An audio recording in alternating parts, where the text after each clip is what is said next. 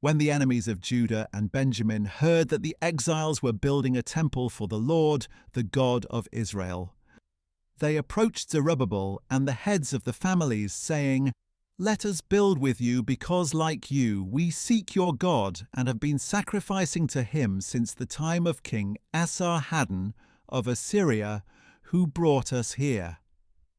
But Zerubbabel, Jeshua, and the other heads of the families of Israel replied, "You have no part with us in building a house for our God, since we alone must build it for the Lord, the God of Israel, as Cyrus king of Persia has commanded us." Then the people of the land set out to discourage the people of Judah and make them afraid to build. They hired counselors against them to frustrate their plans throughout the reign of Cyrus king of Persia and down to the reign of Darius king of Persia. At the beginning of the reign of Xerxes, an accusation was lodged against the people of Judah and Jerusalem.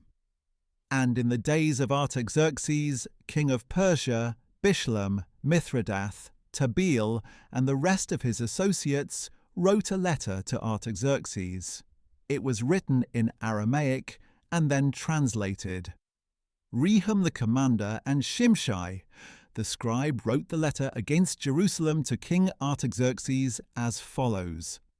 From Rehum the commander, Shimshai the scribe, and the rest of their associates, the judges and officials over Tripolis, Persia, Erech, and Babylon, the Elamites of Susa, and the rest of the peoples whom the great and honourable Ashurbanipal deported and settled in the cities of Samaria and elsewhere west of the Euphrates.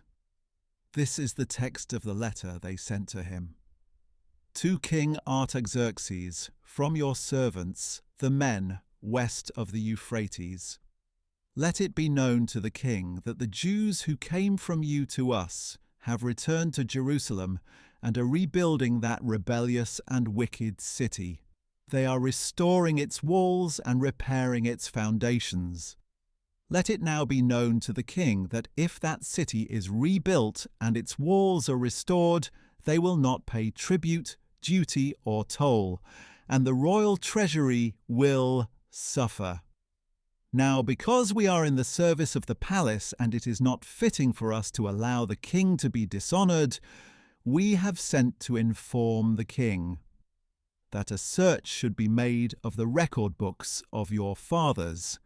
In these books you will discover and verify that the city is a rebellious city, harmful to kings and provinces, inciting sedition from ancient times.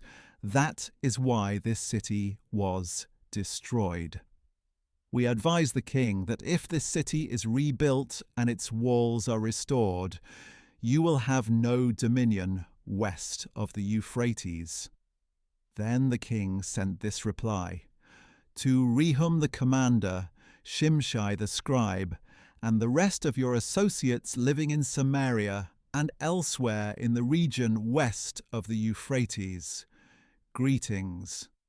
The letter you sent us has been translated and read in my presence. I issued a decree and a search was conducted. It was discovered that this city has revolted against kings from ancient times, engaging in rebellion and sedition. And mighty kings have ruled over Jerusalem and exercised authority over the whole region west of the Euphrates, and tribute, duty, and toll were paid to them. Now, therefore, issue an order for these men to stop, so that this city will not be rebuilt until I so order. See that you do not neglect this matter. Why allow this threat to increase and the royal interests to suffer?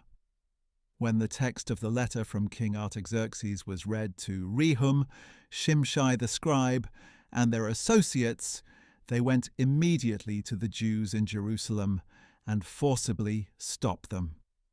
Thus the construction of the house of God in Jerusalem ceased, and it remained at a standstill until the second year of the reign of Darius king of Persia.